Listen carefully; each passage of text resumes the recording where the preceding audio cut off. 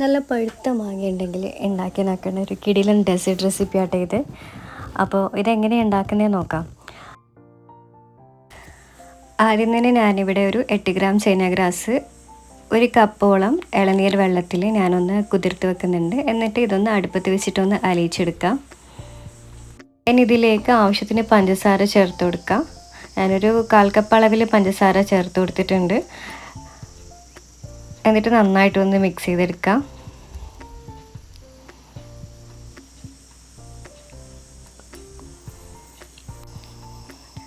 അപ്പോൾ ഇതിവിടെ റെഡി ആയിട്ടുണ്ട്. അപ്പോൾ ഞാനിതൊരു പുഡിങ്ങിൻ്റെ ട്രേയിലേക്ക് ഒഴിച്ചു കൊടുക്കുന്നുണ്ട്. ഇനി ഇതിൻ്റെ ചൂടൊന്ന് ആറിക്കഴിഞ്ഞാൽ നമുക്കൊന്ന് ഫ്രിഡ്ജിൽ വെച്ചിട്ടൊന്ന് തണുപ്പിച്ചെടുക്കാം. അപ്പോൾ ആ സമയം കൊണ്ട് ഒരു മാങ്ങയുടെ പൾപ്പ് ഞാൻ എടുത്തിട്ടുണ്ട്. അതൊരു മിക്സിയുടെ ജാറിലേക്ക് ഇട്ട് കൊടുക്കുക. ഇതിലേക്ക് കുറച്ച് പാലൊഴിച്ച് കൊടുക്കുന്നുണ്ട്. ഇനി ഇതിലേക്ക് മധുരത്തിന് ആവശ്യത്തിന് പഞ്ചസാരയും കൂടി ചേർത്ത് കൊടുക്കുക. എന്നിട്ട് നന്നായിട്ട് ഇതൊന്ന് അരച്ചെടുത്തിട്ട് വരാം.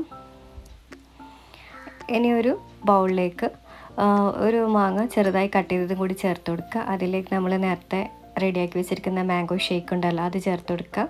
ഇനി ഇതിന് മധുരത്തിന് ആവശ്യത്തിന് ഞാൻ കണ്ടൻസ്ഡ് മിൽക്ക് ചേർത്ത് കൊടുക്കുന്നുണ്ട്.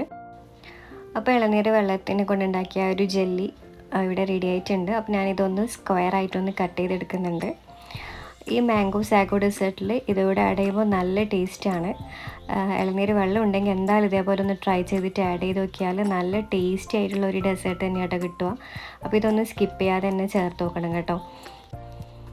ഇനി ഇതോടെ കൂടെ നമുക്ക് ആ ഒരു ഡെസേർട്ടിലേക്ക് ആഡ് ചെയ്ത് കൊടുക്കാം.